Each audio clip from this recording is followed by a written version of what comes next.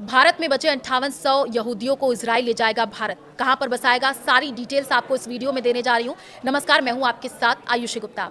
Israel ने भारत के पूर्वोत्तर राज्यों में रहने वाले बनेई मेनेशो समुदाय के बचे 5800 यहूदियों को अपने यहां बसाने का फैसला किया है। आप सभी को जय मसीह की। अभी एक मामला आया है जो कि मसीह समाज को लेकर के यानी यहूदी समाज को लेकर के, जहां पर बताया जा रहा है कि भारत में जितने भी यहूदी समुदाय के लोग हैं उन्हें इजराइल बुलाने की योजना बन गई है। और इजराइल सरकार कह रही है, भारत सरकार की जितने भी हमारे यहूदी समुदाय से हैं उनको इजराइल भेजने की कृपा करें। तो आखिर यहाँ पर यहूदी जितने लोग हैं इनकी संख्या 5800 मतलब 5800 बताई जा रही है, जहां पर ये बताया जा रहा है कि हमारे जितने भी यहूदी भाई बहन हैं उनको आप भेजने का कृपा करें और अच्छी तरीके से भेजें। आखिर यहाँ पर यहूदी लोग क्यों बुलाना चाहते हैं? इजराइल के लोग अपने यहूदी, अपने जो जाति, अपने जो मजहब के लोग हैं उन्हें क्यों बुलाना चाहते हैं? हालांकि यहूदी और ईसाई एक ही धर्म है, लेकिन इसमें थोड़ा सा अंतर है।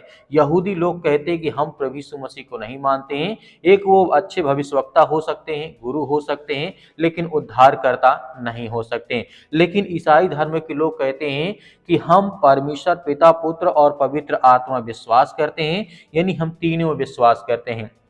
यदि सीधी सीधी मैं बात कहूं कि यहूदी धर्म के लोग नए नियम को नहीं फॉलो करते हैं जो प्रभु यीशु मसीह का है, और जिस तरीके से ईसाई लोग दोनों धर्म मतलब कि दोनों नया नियम और पुराना नियम दोनों फॉलो करते हैं और एक ही पिता के सब संतान हैं। अब यहाँ पे हम बात कर रहे हैं भारत में मौजूद बेनी मेसाई यहूदी समुदाय को लेकर के इजराइल सरकार ने जो बड़ा फैसला लिया है, यहाँ पे बहुत बड़ी बात कही है। पहले मैं आपको वीडियो दिखाना चाहता, इस न्यूज को देखिए आखिर ऐसी सरकार क्यों कर रही है, इस क्लिप को देखिए। भारत में बचे 5800 यहूदियों को इजराइल ले जाएगा भारत। कहां पर बसाएगा, सारी डिटेल्स आपको इस वीडियो में देने जा रही हूं। नमस्कार, मैं हूं आपके साथ आयुषी गुप्ता।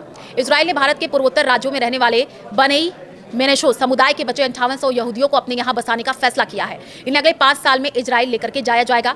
आपको बता दें कि ज्यूश एजेंसी फॉर इजराइल के मुताबिक सरकार ने रविवार को इस प्लान को मंजूरी दी और इसके तहत 2030 तक पूरी कम्युनिटी को इजराइल में बसाया जाएगा।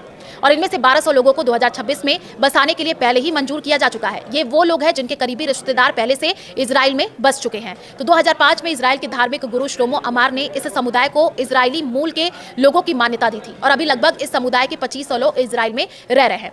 इजराइल सरकार के फैसले के बाद यहूदी धर्मगुरु की अब तक की सबसे बड़ी टीम भारत आई। ये पिछले 10 वर्षों में भारत आने वाली पहली आधिकारिक धार्मिक जांच टीम होगी। टीम में रब्बी यहूदी धर्मगुरु और धार्मिक कानून हलाका के जानकार शामिल होंगे। और आपको बता दें कि ये टीम पूर्वोत्तर भारत के बेनेई मेनेशो समुदाय के उन सदस्यों की धार्मिक पहचान की जांच करेगी जिन्हें अगले 5 वर्षों में इजराइल लेकर के जाना है। इजराइल में बसने से पहले बनेई मेनेशो समुदाय के लोगों को धार्मिक इंटरव्यू, पहचान की पुष्टि और धार्मिक प्रक्रियाओं की औपचारिकता से गुजरना होता है। रब्बी टीम समुदाय के अलग अलग गाँव और इलाकों में जाएगी और साथ ही साथ यहाँ पर लोगों से बातचीत भी करेगी।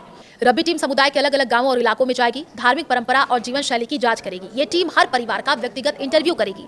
टीम ये तय करेगी कि कौन लोग यहूदी धार्मिक मानकों को पूरा करते हैं और ये पूरी प्रक्रिया इजराइल के चीफ रबिनेट, कन्वर्जन अथॉरिटी, पॉपुलेशन एवं इमिग्रेशन प्राधिकरण और ज्यूश एजेंसी की देखरेख में होनी है। रब्बियों की टीम की जांच पूरी होने के बाद लोगों के लिए कन्वर्जन क्लासेस शुरू होंगी और उसके बाद उनका डॉक्यूमेंटेशन होगा और इजराइल के लिए उड़ानों की तैयारी की जाएगी। इन पूरे कामों के लिए इजराइल सरकार ने करीब 90 मिलियन शेकेल, लगभग 240 करोड़ रुपए का बजट भी मंजूर किया है। भारत में यहूदी कब और कैसे आए? तो देखिए, भारत में यहूदी समुदाय लगभग 2000 साल पहले पहुंचा। सन 70 ईस्वी में रोमन साम्राज्य ने यरूशलेम का दूसरा मंदिर तोड़ दिया था और इसके बाद बड़ी संख्या में यहूदी अपनी जमीन छोड़ करके अलग अलग देशों में बसने लगे और इन्हीं में से कुछ समुद्री रास्ते से केरल पहुंच गए, कोचीन में बस गए। भारत में यहूदियों की ये सबसे पुरानी बस्ती मानी जा रही है। 18वीं और 19वीं सदी में इराक और सीरिया क्षेत्र से कई यहूदी परिवार भारत आए। इन्हें बगदादी यहूदी कहा जाता है। ये मुख्य रूप से मुंबई, कोलकाता और पुणे में बसे और व्यापार में सक्रिय माने जाते हैं।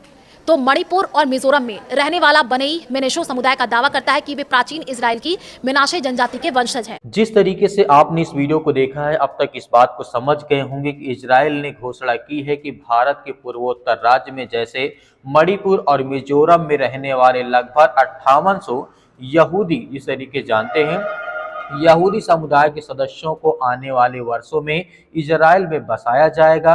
और जहां तक बताया जा रहा है 2030 तक उन्हें हर तरीके से मतलब सक्षम बनाया जाए, उनके घर दिया जाएगा, जमीन दिया जाएगा, नौकरी, जॉब, हर तरीके से उन्हें मतलब सक्षम किया जाएगा और ये लक्ष्य 2030 तक पूरा किया जाएगा। इस तरीके से यहाँ पे बताया क्या गया है बेनी मिसाल जिस तरीके से बेनी मिसनासे समुदाय को यहूदी धर्म की एक प्राचीन शाखा माना जाता है। दावा किया जाता है कि ये लोग यहूदियों की खोई हुई उस 10 जनजातियों में से एक के वंशज हैं। कई दशक से यह समुदाय खुद को इजराइल की भूमि से जुड़ा मानता हुआ आया है। धीरे धीरे कुछ सदस्य पहले इजराइल में जाकर के बस चुके हैं।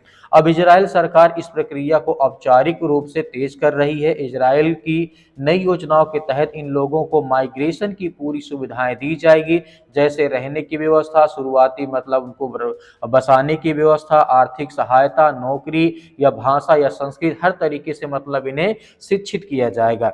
सरकार का यह भी कहना है कि यह कदम मानवता अपने ऐतिहासिक समुदाय को वापस लाने की हम प्रतिबद्धता के तहत लिया गया है। लेकिन आधिकारिक जानकारी जो मिल रही है, इस समय बताया जा रहा है कि मणिपुर में और मिजोरम में यहाँ पर 5800 मतलब 5800 लोगों को यहाँ पे मतलब आइडेंटिटी वेरिफिकेशन किया गया कि इतने लोग यहूदी समुदाय के हैं। तो मेरे प्रिय भाई ने यहाँ पर आप क्या कहना चाहेंगे? इजराइल जिस तरीके से यहाँ पर बुला रहा है अपने जितने भी उनके मतलब कि समाज के लोग हैं या मानने वाले लोग हैं, क्योंकि यहूदी धर्म के लोग आप अच्छी तरीके से जानते हैं उस नए नियम को फॉलो नहीं करते हैं, केवल पुराने अब्राहम को मानते हैं कि वही हमारा परमेश्वर है और वही हमारा पिता है, प्रभु यीशु मसीह को उद्धारकर्ता नहीं मानते हैं। जो कि ईसाई समुदाय के लोग पिता, पुत्र और पवित्र आत्मा को तीनों को मानते हैं। इसलिए आपकी क्या राय हमें कमेंट बॉक्स में कमेंट करके जरूर बताइएगा। मिलते हैं नेक्स्ट वीडियो में।